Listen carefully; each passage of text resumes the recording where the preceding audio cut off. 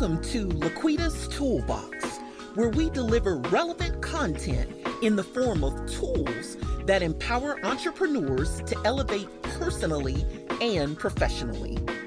Good is only good until greater is envisioned. You know there's another level in you. Here we discuss the tools to get you there. Lean in as LaQuita and her guests present you with strategies and insight for unlocking your full potential to realize your boldest dream. Welcome back to another amazing episode of LaQuita's Toolbox. I am your host, LaQuita Mondley, and I am absolutely excited to be with you guys once again. And I have a fabulous guest in studio with me today, and his name is Philip. But before we get in and learn all of the great things about Philip, and he blesses us with some tools, let me take a moment to thank our sponsors at Covenant Press. Covenant Press is a faith-based Christian apparel and accessory shop that allows believers to shop online for the things that we like. And if you go out to www.covenant-press.com, again, that's www.covenant-press.com, you'll find an abundance of clothing and accessories that allow you to wear the message of the love of Jesus Christ. But don't click off of those pop-ups too quickly, because they do contain valuable discount codes. When applied at checkout, you can use them to receive savings on your purchase with Covenant Press. Listen, guys, you guys know the drill. Get something to write with and something to write on, because pen and paper indeed do not forget. And I know that Philip is going to share some amazing tools and gems with us today that is going to help take our businesses and brands to the next level. But without further ado, welcome to LaQuita's Toolbox. Philip, how are you? I'm good. Thank you, LaQuita. It's great to be here. I'm looking forward to this conversation. Yes, I am super excited about that as well. Listen, I know about some of the wonderful things that you have been doing in this, I don't want to say e-commerce space. I want to say just making money online since you were about 16 years old. You started out in gaming and kind of just went from there. Talk to us a little bit about your journey at 16. You were a young entrepreneur. I was a young entrepreneur, yes. So I started with playing video games online with friends from school. Now, if we see stuff in the press today about esports and the competitions, it is a big business. It's a multi-billion-dollar business.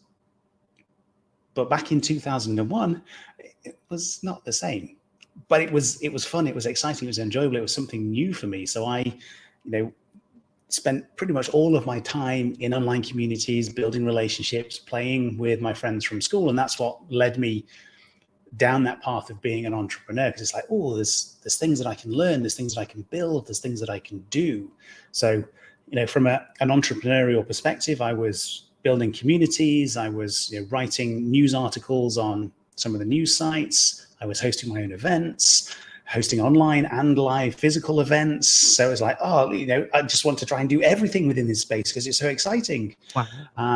That led me to then buying and flipping websites, again, within this online gaming space, selling advertising on them, acting as a broker for other community sites. It's like, guys, I can get you advertising. Let's work together, and I'll just take a percentage of that. So those were some of the early things that I did. Helped me through university as well. So I had a normal job, retail job, going and selling electronics and computers and things in one of the retail stores in the UK. But then on the side, I was doing all of this gaming stuff as well, making a couple of extra bits. On the side was a whole lot more exciting than being in the shops selling these games. Absolutely it was. Yeah, because it was always changing as well. There were new games being released, new competitions for me to play in with my teammates. Yeah, it was an exciting time. And that's, I used to spend 5 hours, if not more, a night practicing and being involved and having these conversations, and a million chat windows open and getting involved in a space that was exciting because it was really new. Now, take me back. You said that you started this journey at 16, and that was around what year again? 2001. See, that's really, really, I'm just thinking about it from a parent's perspective. I'm thinking to myself, what were my kids doing in 2001 and why weren't they doing some of this? But I do have my middle son that's really into gaming and has been for a long time. And I remember, I mean, as a parent thinking, how in the world are you going to go to university for this? And how are you going to make money? And now that's what he does. He's a beta tester for a lot of different gaming companies, Yeah. um, and making money doing what he loves with the online community that he's cultivated. And I'm thinking, wow, never in a million years, with growing up during the time frame that I grew up, would I have thought that playing duck hunt would eventually make money. Like, because I'm older. Yeah, I'm great game though. older. I Yeah, think we it's can one of learn those how to things. play Yeah, it's a generational shift. So that. for me in those early years, yes, it was a struggle. The industry wasn't as developed as it is now. So it's great to hear that your son, has been able to get a job in the industry. He's doing something that he enjoys.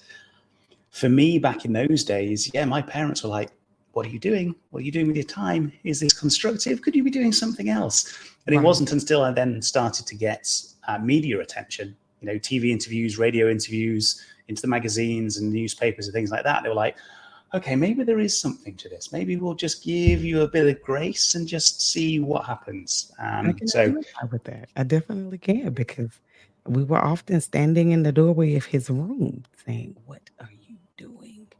And why aren't you doing something else?"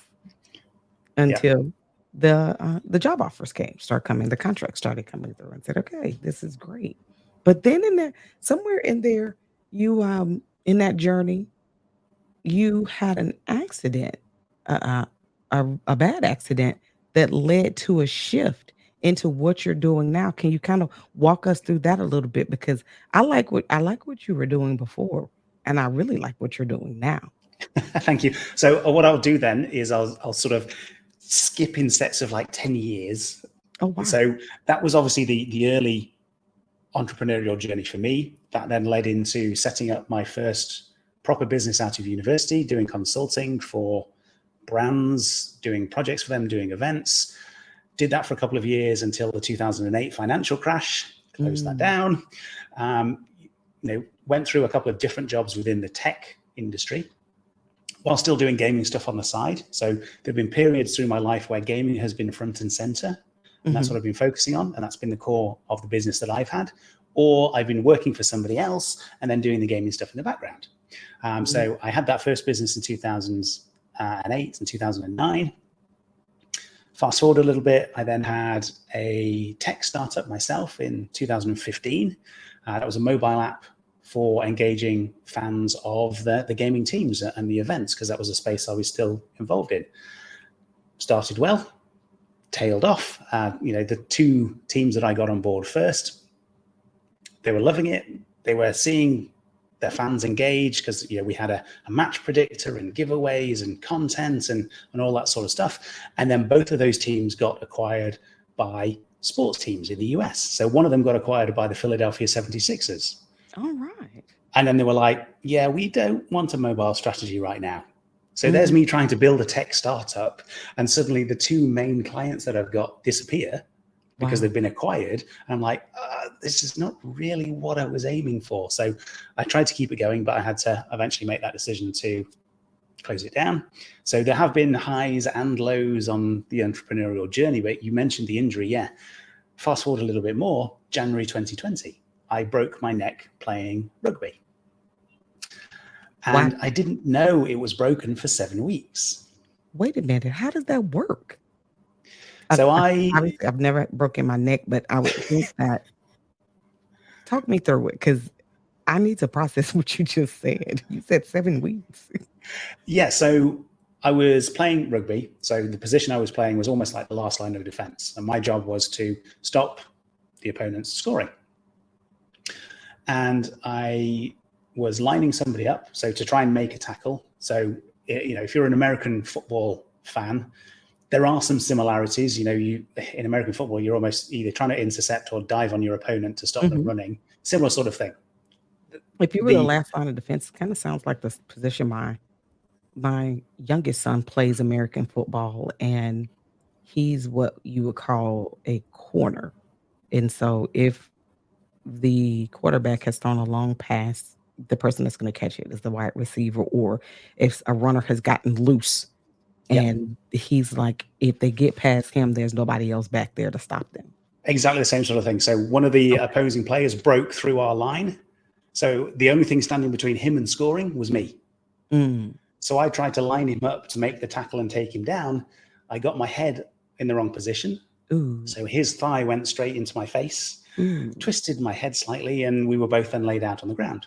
I got up, stumbled to the touchline. It was actually the last play of the game.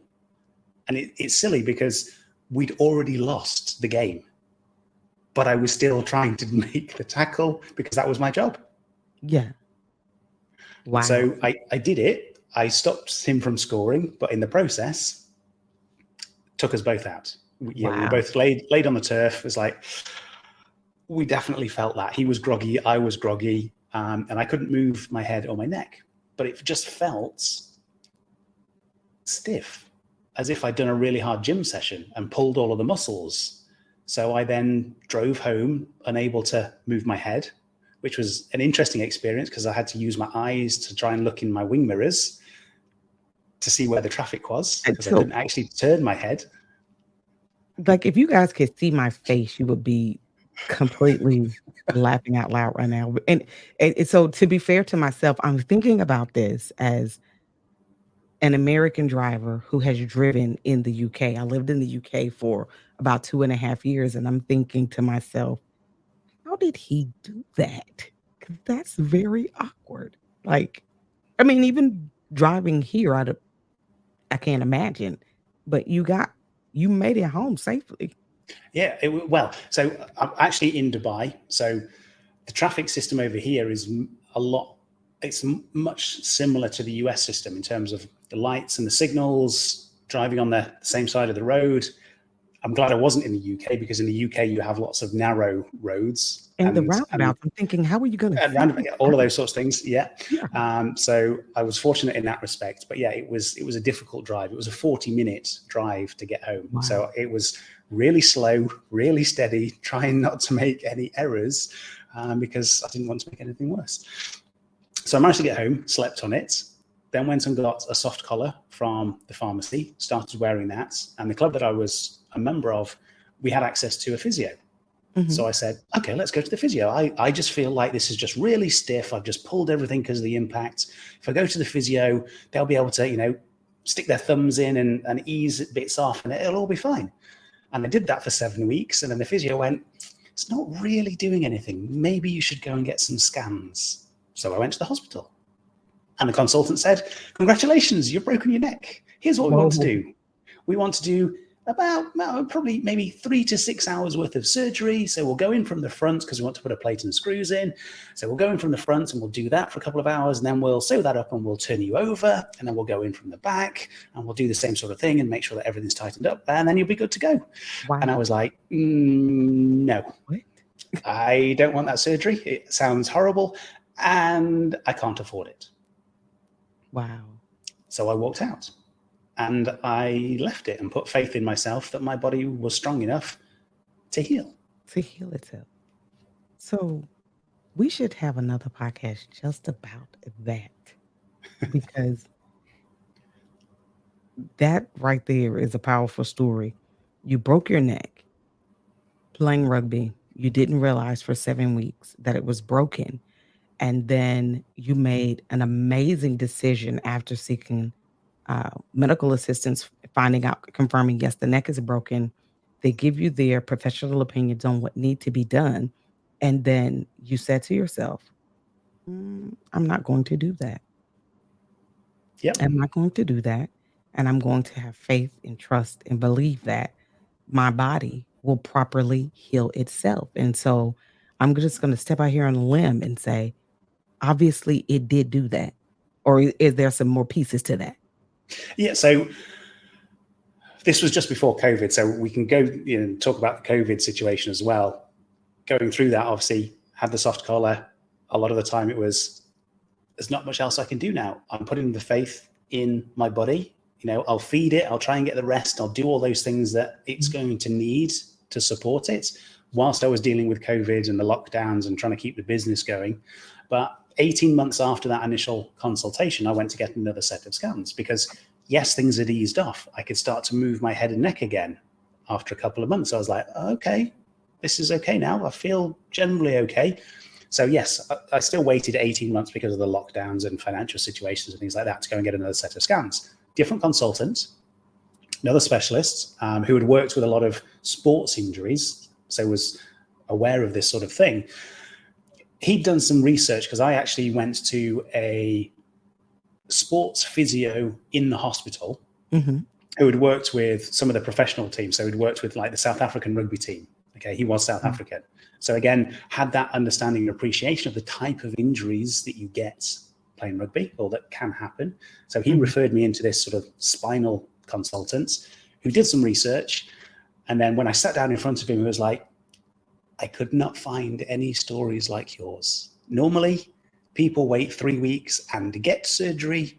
I couldn't find anybody silly enough to not have surgery. So I was like, okay, well, that's a good start. So tell me about the scans that we've just done. And it was like, what a way to it's a start miracle. the conversation. It's a miracle because your body has grown new bone around the break. You have the range of movement and the strength as if nothing had happened. Wow. The only slight niggle is that because of the impact and, his thigh went straight into my face and turned my head slightly.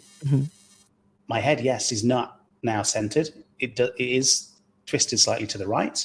And that means that it's impinging the nerve. So I get some sharp shooting pains in my right shoulder and into my right chest every now and again.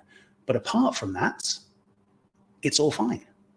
Wow. So my body has been able to heal that break. And I've got pictures of the scans and you can see what's a normal vertebrae, what's mine where it's grown new bone around that break. Wow. Like you have to be an interesting case study, medical case study for that. Wow. And it's hard to leave that story and go into what you're doing now because my mind is just racing. But I'm going to be disciplined and I'm going to do it. I'm going to do it because that was a significant piece that led you to the current journey that you're on and how you're helping female entrepreneurs, but still within the tech space. Talk to us about that transition. Yeah, so that injury and the lockdowns and losing 50% of my business because of COVID and not being able to do events and things, I got to a point in 2021 and started my own personal development journey of I need to make some changes here. There's got to be more to life than this. I've just survived the injury. I've just survived COVID. What happens next? So started personal developments. First course that I took, it was a YouTube video. I was watching a YouTube video. There was an advert that came up for a course. I was like, what have I got to lose? Okay, clicked it, bought it, started it. And one of the first questions was like, so what impact and contribution have you made and what's going to be said at your funeral? And it's like, that's not quite what I was expecting from this course. But yes, it's an interesting question. And I think that's one of the biggest catalysts. Yes, obviously the injury started me thinking there's got to be more, put everything else in a different light. The work that I'd been doing, the business that I had is like, there's no impact and contribution there. So I started asking myself, how can I use my skills and experience and what I've done, whether it's in gaming or in tech? So for the next year, I actually focused on the gaming stuff. So I started creating resources, maths resources based on video games for young kids because my partner is a teacher. All right. So I created maths resources based on Roblox and Minecraft and FIFA and Fortnite and Among Us, those sorts of games that are popular at the 5 to 12 year age bracket. But then there are a couple of things that happened on the back of that. So, I wrote the first book. First book led to the second book. And then now, after doing some work within that space and helping a couple of people, I believe the universe has a plan based on everything that's happened to me. And I got to that point where there were, several people coming up and almost slapping me in the face, metaphorical slapping me in the face, not actually physically, because that would be quite painful. But it's like, Phil, you've got skills and experience here that you can use to help people. Why are you not doing that. And this was all the tech stuff. Because I've been doing it for 20 years, I was like, I'm not sure I want to do that. But I got to that point of realizing it's like, what you don't want to do is what you're currently doing. It's not necessarily the tech that's the issue. It's how you are using it and who you are serving. That's real good. If you change that, you can use those skills and experience. You reframe it, and actually it becomes a very different experience. So now I am focusing on supporting predominantly female coaches, because I am a coach myself. You know, I have a book, I have a course, all that sort of stuff. So it's helping female coaches with their sales pages, their email automations, their tech systems, so that they don't have to worry about all of that, because that's my superpower. And so that they can then spend their time serving their clients, having more impact, having that time with family and friends, and doing all the things that they want to do, rather than spending 90 million hours fighting with pieces of software and trying to get them to work, because that's not a good use of their time. It is not. And it gives us, so I was that individual that did that, and it was no fun at all. And counterproductive. It does not save money. It actually costs a ton of money to try to DIY it if you're not already tech savvy. Yeah. I say some people, they want to take it on themselves because they enjoy that journey of trying to learn and piece things together. Others, you know, you've probably been in this experience yourself. Sometimes you'll pay for speed. You'll pay for somebody else's expertise because they can do it for you and do it in a way that would potentially be far beyond what you could get to in a reasonable space of time. Because like anything, there are levels of learning. You know, I can't be a superstar athlete overnight. That would take a lot of training. But I can get a coach to support me in, if that's one of the things I wanted to do, I could eventually get there with the support. But doing it on my own, chances are I will never get there. Would never get there. Because most successful individuals have a coach and a mentor, and a lot of super successful individuals have coaches in different areas that have different areas of expertise that help them in just, one area of their life or one area of their business. And so, having someone on that journey with you is a key to, I don't want to say a key to rapid success. I'll say a key to sustainable success, where it's not a one-off, situation, but it's something that sustains and continues to grow. And so you've stepped into that space of teaching female coaches, or helping female coaches or female entrepreneurs with their tech. And I think I asked you this I'm 1,000% positive I did. How did you tap into the power of female entrepreneurs? Like, we are an amazing group in and of ourselves. And so how did you get to that place where you identified that we're the niche that has the need and understands that we have the need? Great question. I mean, you've partially answered it there, because you're an amazing group. There are 3 reasons. The first is my mum. So she has been an entrepreneur herself. She's had her own businesses over the years, as well as corporate jobs. And I have built at least 4 websites for either her businesses or her employers. So every time that she's in that situation, she's like, Phil, I know you've got the experience here. Can you help me? And I'm like, of course I can. So I've already got that experience of working with, female entrepreneurs, if we're going to, use that term. The second reason, more recently, I have helped a couple of female coaches. So building their sales funnels, building their automations, helping them piece the different bits together so that, again, they can then take the next step up in their business. And the third reason is energy. Now, that may sound silly coming from a guy, but when I released my book, when I started putting content out, the conversations that I have at events, it's been the ladies who have connected with that. The majority of the reviews on my book are from women. The majority of comments on my content from women. So I'm leaning into that, say there must be something about my style, other than the fact that I still look 16, but it's probably not that. No, you can add that to it because you do look quite young. Thank you. I turn 40 in October, so I'm not sure I'm quite looking like that yet. But just that energy, I find it much easier to have conversations, work with women, because the energy is very different.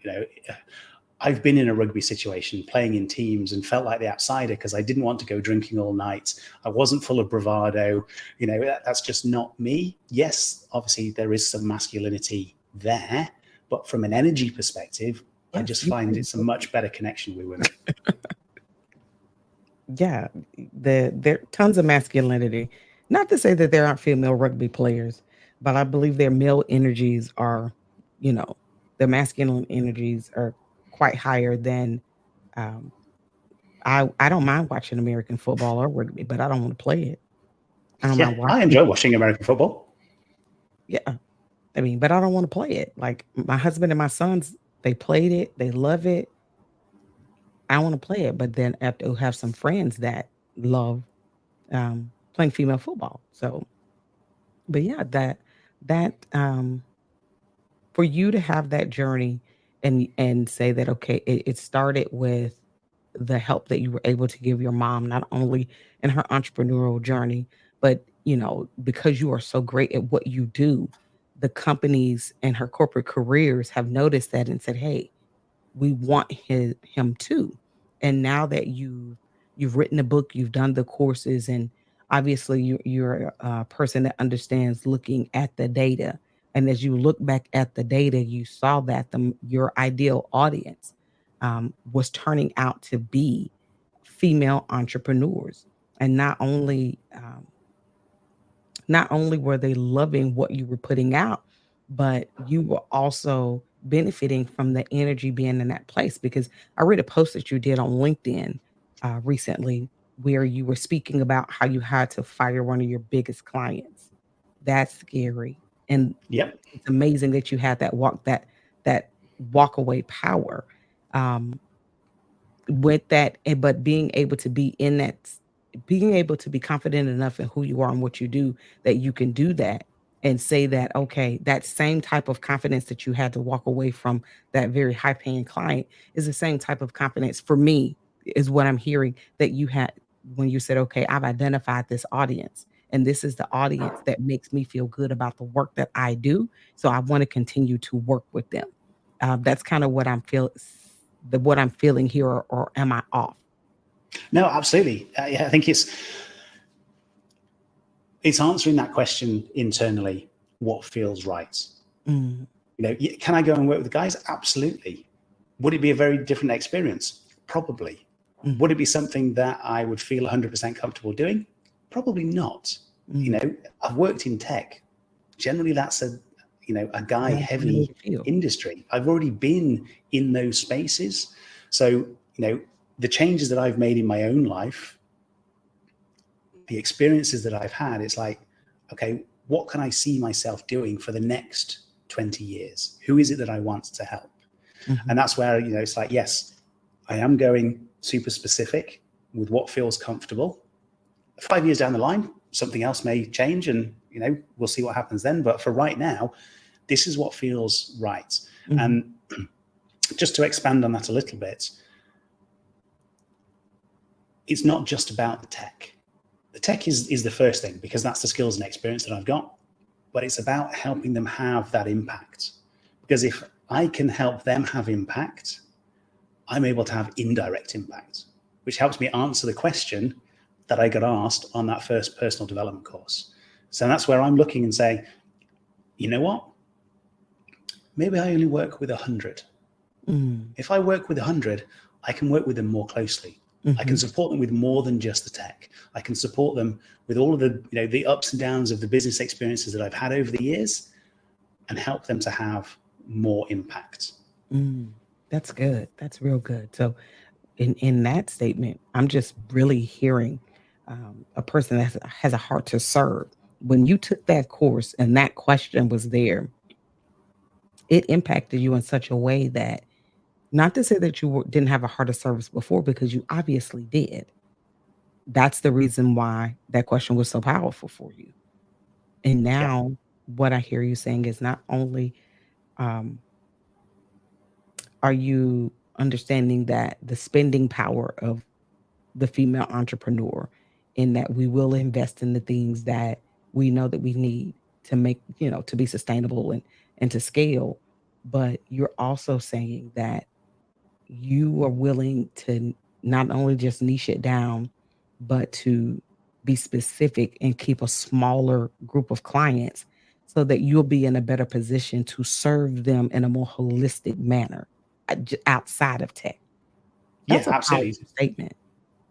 Yeah, so to give you some examples of what I'm thinking for here, it's like I want to have my own live events that are related to the book, okay? Because I have a model and a framework for helping people find more freedom in their life. That's what the book is about. But if I have this almost inner circle of female coaches or entrepreneurs that I'm working with, well, then there's a platform for them to be a guest speaker, join me on those events, promote themselves. It then becomes about more than just the tech. I can come in, first and foremost, yes, let's get that all set up because it can support you in growing your business. But once that's all done, what else can I help you with? How else can I help you grow and expand what it is that you're doing so that you can have more impact? Wow. So you really have a heart for your clients to grow personally and professionally, and you're willing to give more of yourself to help them do that. So it sounds like you're saying that the biggest win for you is not the income that you earn from helping the clients, but it's the joy that you receive when you see them hit their marks. Yeah. And that's the whole thing. The systems can help you do that because you can measure it, you get the data, you can see what's working and what's not, you can start to tweak things and you can see that progression. And for me, that's one of the key things because it's then I can look and go, the time that I have spent has been beneficial.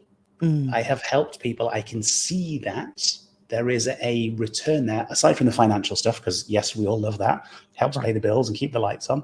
Absolutely. But it's about, I can see that, this person, they've grown their business, they've changed their family's life, they've impacted their clients. Okay, that is what it's all about.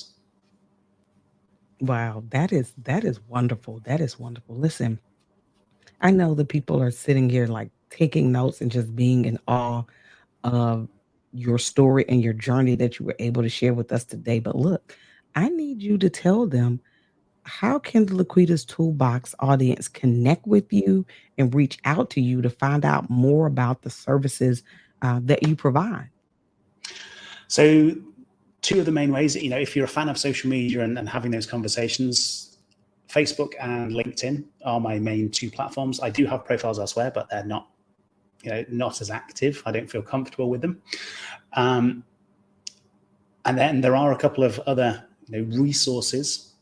So aside from the tech stuff, because that is more of a conversation to understand where you are, what you're currently using, all that sort of stuff. There is a free resource that I've created in relation to the book. So if you're an audio listener and you enjoy that, whether while you're walking or sitting in the park or driving to work, I've recorded a 3-episode mini podcast, about 15 minutes each episode, and it takes people through the core contents of my book. So the first episode is helping people understand the 12 chains that hold us back. So relationships, fear, perception, the things that I have realized in my own life were holding me back, which is why I wrote the book. The second episode is, okay, which are the easiest ones to break free of and what does that mean for us? And then the third episode is the 4 steps you can take to break free of those chains. So that is free and available. People can, just stick in an email address and you'll get access to those 3 episodes. You join the mailing list and then you can get random thoughts from me about what's going on in my life. And again, using tech to improve your businesses and all that sort of stuff. Unsubscribe at any time, that's fine. I don't hold it against anybody. I said, some people connect with me and feel my energy or my style is great. Others don't. That's just the way the world works. So if anybody is listening and they do want access to that, it's available at 3lifesecrets.com. So it's the number 3 and then the words lifesecrets.com. So that's 3lifesecrets.com. Guys, make sure you check the show notes because that link will be available in the show notes. And go ahead, sign up, get the audio tracks, get the podcast miniseries, and listen. Give it a good listen through, because what I found is in this journey, especially for personal growth, the more positive things that I can eat from, if I can say it in that manner, have deposited into me, it helps me to become one step closer to being the version of myself that I want to be in that season, because we grow continuously, at least we should be growing continuously. And as I increase in my personal growth journey, that the byproduct of that is success in my professional life. When I'm growing personally, it gives me what I need to grow professionally. Those two things synergistically work together. And so you'll have in the show notes, the link to the podcast miniseries. Connect with Philip also on LinkedIn and on Facebook. I'm not connected with him on Facebook because LinkedIn is my preferred platform, but his LinkedIn is pretty awesome as well. It's some podcasts out there. He's got some great things in his feature section. So make sure you get out to LinkedIn and connect with him and follow him because the content that he does release on that platform is pretty darn awesome. I have enjoyed the bits that I've gone through so far. And I feel that you guys will as well. But before we wrap this up, Philip, is there any last thoughts that you would like to leave with the LaQuita's Toolbox audience? I'll leave you with a quote from my book. In fact, actually, I'll ask a question. Will you permit me to give two? Because I feel that they're connected, but they're both valuable. Yes, go right ahead. Okay, so the first is that happiness is a state of mind. Freedom is a way of living. Okay, so that's the first thought. I love that. Say that one more time. Say it real loud for the people in the back. Happiness is a state of mind. Freedom is a way of living. Okay, so that's the first thing. The second thing, and again, it goes back to what I've written in the book. I took the word freedom because that's important to me. Freedom has always been my highest level of value. That's why I've been an entrepreneur for so long.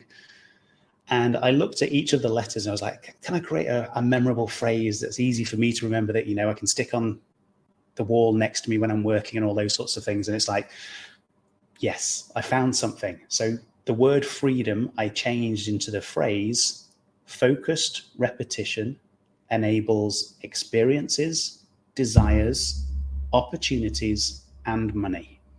Wow. So say that one more time. Freedom is focused repetition enables experiences, desires, opportunities, and money. Love that. I absolutely love both of those things. Look, y'all should have wrote that down. But if you did not write that down, don't worry. This is a podcast. Hit rewind. Listen to this episode again.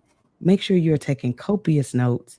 And by all means, those last 2 points, because, repetition is the key to knowledge. I'm going to have you to give me those last 2 points one more time in case somebody was like, he went through too fast.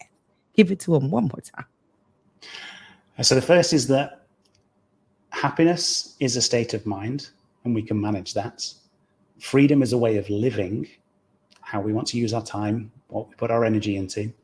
And then the second thing is that the word freedom can be thought of as a phrase. So each letter, the F is for focused. So focused repetition enables experiences, desires, opportunities, and money. Wow. Listen, y'all, on that note, we're going to end this episode of LaQuita's Toolbox. Connect with Philip on his social media platforms on Facebook and LinkedIn. If you are not already subscribed to the LaQuita's Toolbox podcast, go ahead and hit that like, share, and subscribe button on your favorite podcast listing platform. And if you have loved this, make sure you leave us a 5-star review, a 5-star rating, and a review on your favorite podcast listing platform as well. You guys be blessed. and have an amazing rest of your day. Take care.